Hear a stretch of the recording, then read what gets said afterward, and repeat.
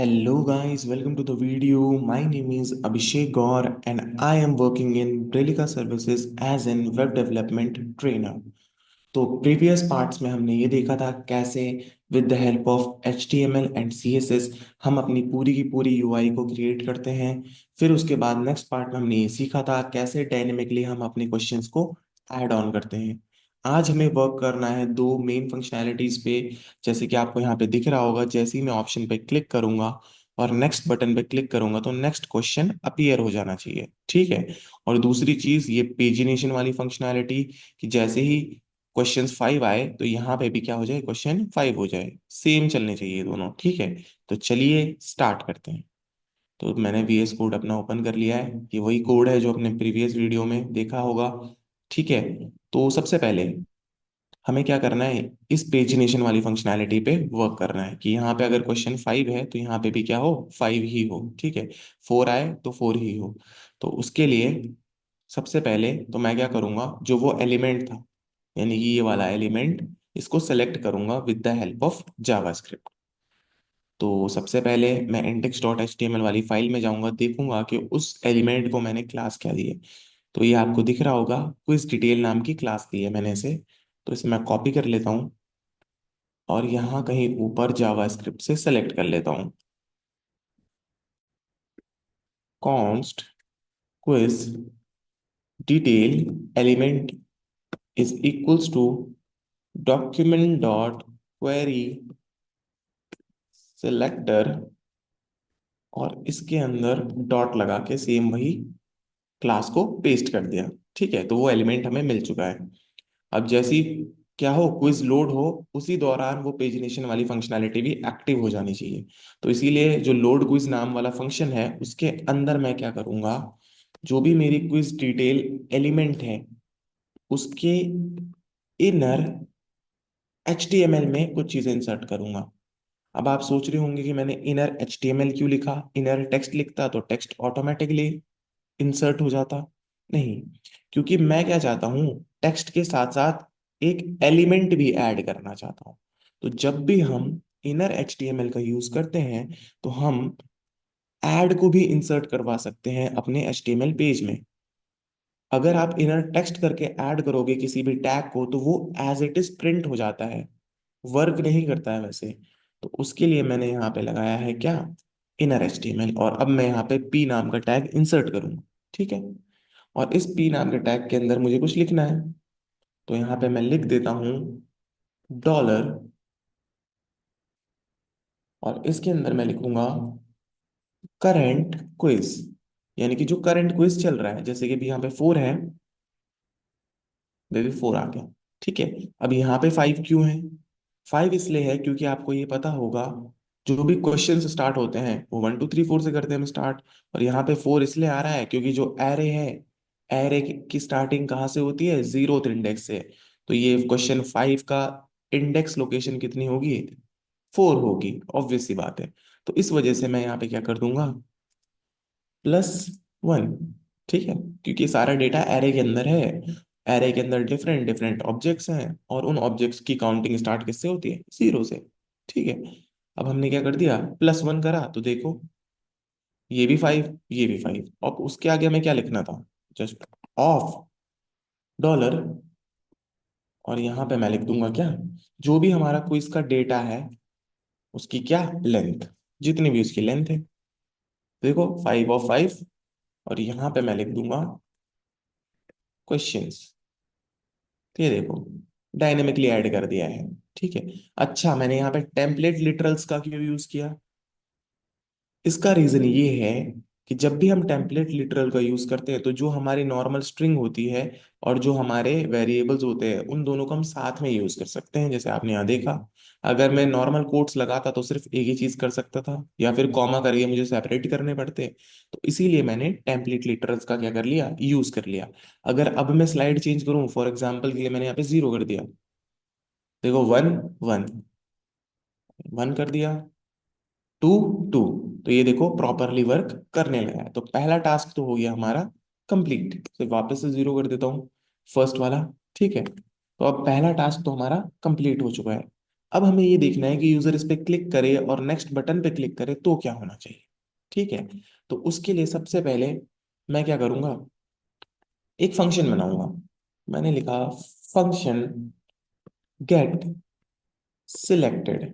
ठीक है, ताकि मुझे पता तो चले यूजर ने सेलेक्ट किया है कि नहीं किया है। तो यहाँ पे मैं बनाता हूँ एक वेरिएबल लेट आंसर। क्यों बनाया अभी डिस्कस करेंगे। उससे पहले मैं लिखता हूँ यहाँ पे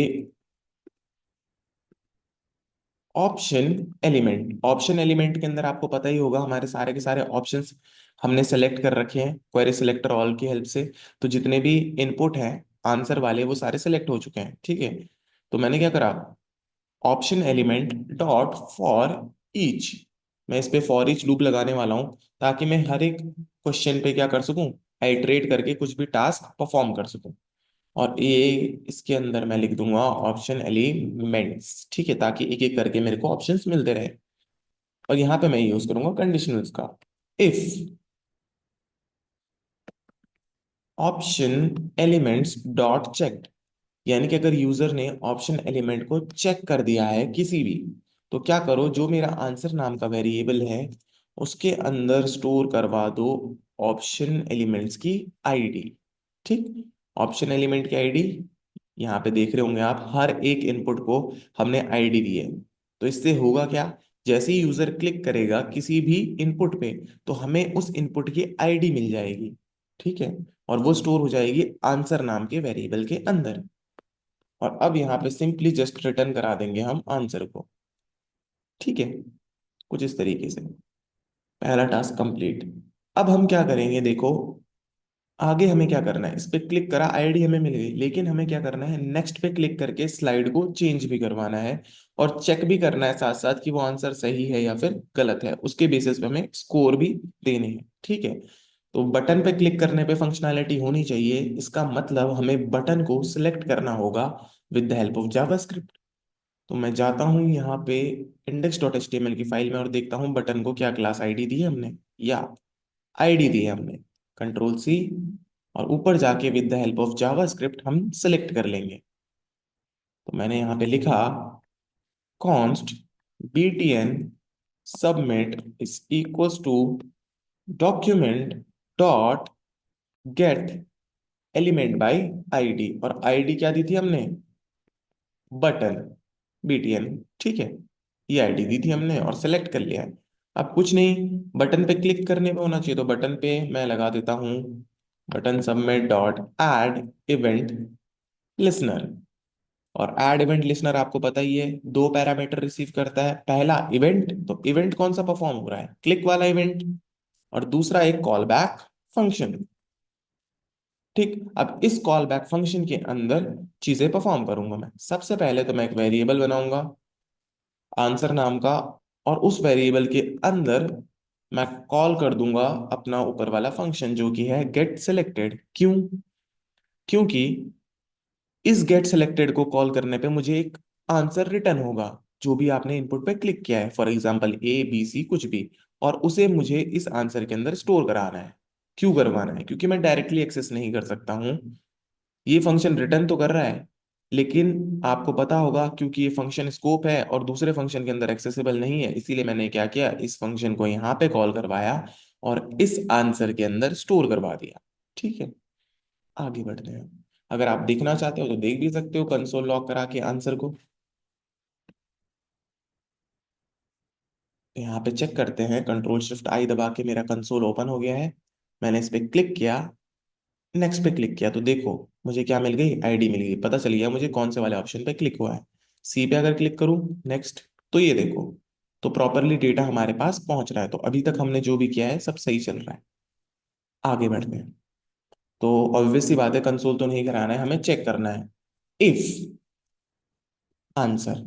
अगर हमें आंसर मिल रहा है तो क्या करना है, ANSWER। ठीक है, अगर नहीं मिलता है तो कुछ नहीं करना है, बट अगर मिल रहा है तो क्या करना है। ठीक है, तो सबसे पहले मैं यहाँ पे लगाऊंगा एक और कंडीशन कि if ANSWER answer is equal to यानी कि strictly equal to quiz data current quiz dot correct. ये क्या करा, जो भी मेरा आंसर है वो हमारे करेक्ट आंसर से अगर मैच होता है तो क्या करना है। ये मुझे कैसे पता कि ये करेक्ट आंसर है, क्योंकि देखो ऊपर हमने क्या बनाया, एक एरे बनाया है जिसका नाम है क्विज डेटा। और क्विज डेटा के अंदर हमारे पास करंट क्विजेज हैं, जीरो पे ये, वन पे ये, और उसके अंदर भी एक की है करेक्ट नाम की। तो हमने उससे मैच करवाया है, देखो क्विज डेटा के अंदर जो करंट क्विज है उसके अंदर जो करेक्ट नाम की है, अगर वो मैच हो गया, यानी कि अगर यूजर ने बी डाला और करेक्ट आंसर भी बी है, तो क्या करूं। तो कुछ नहीं करना है, स्कोर को कर देना है प्लस प्लस, यानी कि जो स्कोर अभी जीरो था उसे क्या कर दो, वन कर दो। ठीक है, कुछ इस तरीके से। अच्छा, ये तो रही हमारे स्कोर की बात, क्या लेकिन हमें स्कोर ही प्लस करना है, नहीं, हमें साथ साथ अपनी स्लाइड भी चेंज करनी है। ठीक है, तो स्लाइड चेंज करने के लिए क्या करूंगा मैं बोलूंगा जो भी मेरा करंट क्विज है उसे भी क्या कर दो, प्लस प्लस कर दो। यानी कि अगर जीरो है तो वन कर दो, वन है तो टू कर दो। ठीक है, तो इस तरीके से क्या होती रहेगी, क्विज भी चेंज होते रहेंगे। ठीक है, लेकिन चेंज करने के लिए एक छोटी सी कंडीशन हमें और लगानी पड़ेगी। ये क्विज का नंबर तो चेंज होगा लेकिन वो ब्राउजर पे रेंडर नहीं होगा वे, तो रेंडर करवाने के लिए हमें बार बार ये लोड क्विज वाले फंक्शन को कॉल भी तो कराना पड़ेगा। तो ठीक है, उसके लिए भी कंडीशन लिख रहे थे। तो मैंने बोला if current quiz is lesser than quiz data dot length।